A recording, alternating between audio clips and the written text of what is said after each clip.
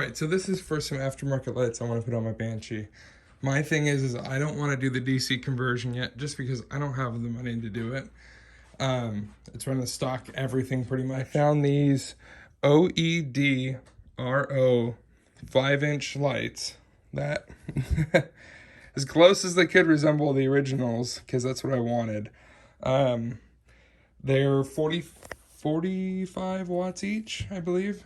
So they're a lot more than what the Banshee's capable of. I think it's 75 watts total the Banshee does. And basically it uses a bridge rectifier, a capacitor, and what that does, keeps it as close as it can to being a light. The second you rev up the Banshee though, it gets bright. These are the brightest lights I could ever find for the Banshee that look to be stock. So pretty much what they are, like I said, they're the oEdRo 5-inch lights. I found these on Amazon for 30 bucks. There's the brand name right there. And this is a bridge rectifier that is a KBPC 2510. Basically what that means is a 25 amp. This capacitor found on Amazon for 10 bucks for two. It's a 12,000 UF capacitor. Doesn't really matter on the voltage, kind of covers it all. You want more than that to be able to have them brighter at idle. They're pretty dim at idle, kind of like what the stock lights would be, because the stock lights are pretty dim at idle too. The second you rev it up, the stock ones get bright. Same with these ones.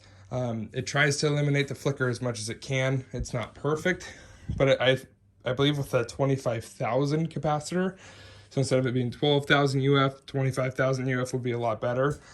And it actually helped continue to make it run at a brighter output, because the capacitor can hold that energy for longer to keep these as bright as possible.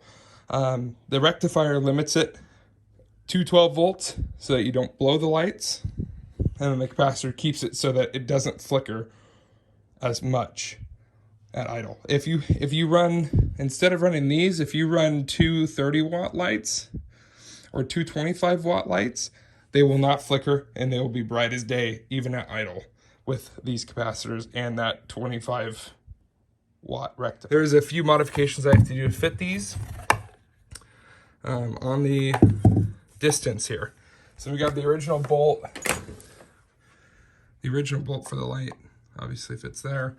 And it fits there too, but it's too big. It's just that one slice that needs to be cut off right there.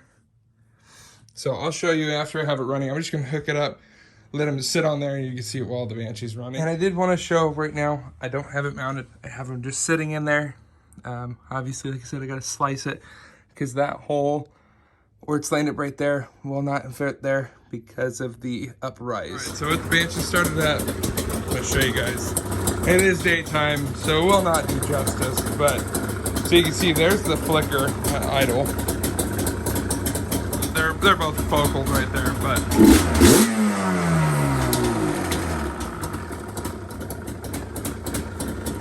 AC, across from AC, you plug in the other side.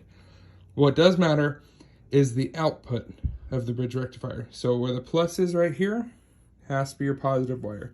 Opposite from that would be negative. There's no other markings indicating that though, but that's what it is. Out of the positive, 12 volt for the bridge rectifier, and comes to right here, going to the light. Same with the negative, but I'm bridging these two to the capacitor to stop the flicker. And exact same thing on this side. I'm supposed to put another diode right here. Could be a 1 amp, 3 amp, or 6 amp. Doesn't matter. It just needs to be a diode. And what a diode does is it lets power flow one way and not back. I'm gonna wire it all up and mount the actual light bulbs. Cut them down if I can. All right, so we're up here. I marked it and measured it, and I can't find my grinder, so I'm having to go through and slice it to actually fit the Banshee light where I need it to be. So I'm just trying to slowly go through and cut it.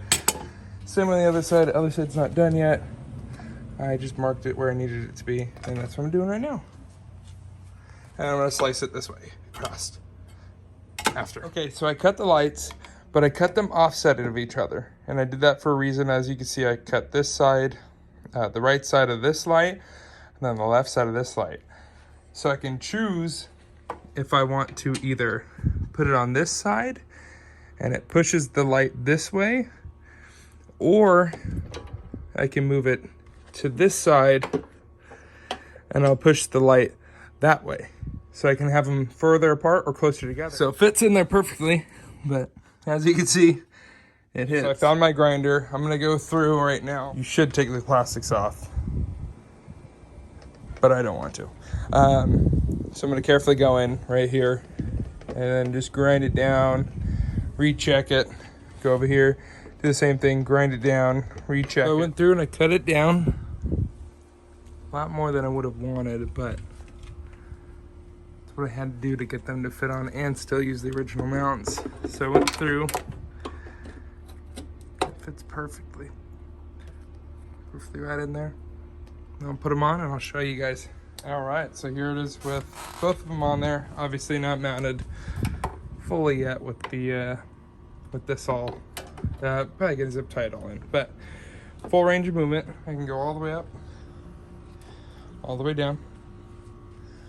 I'm gonna tighten those up and then zip tie everything up and it's gonna be done. God, it looks so good. I personally think it's looked good. This is the best I could find for stock replacement, you know, to look original. I like the original look. I hate the cut fenders. I had a Banshee with cut fenders. I had a Banshee with the small lights. These were the best replacements that I could find that were the exact same, or not the exact same. I couldn't find round ones, but I found these ones. So here's everything finalized. There's the left side, right side. And I'll try to show how I put the rectifier and the capacitor. So I put the left side, then the right side. Hopefully it's showing it in there. Here are the wires, exactly where the old ones ran, pretty much. And then you can kind of see right there, and then right there. This is the bike running. Nice and bright. Works with high beam, low beam, and off, obviously. Connected to both, they're tied into each other.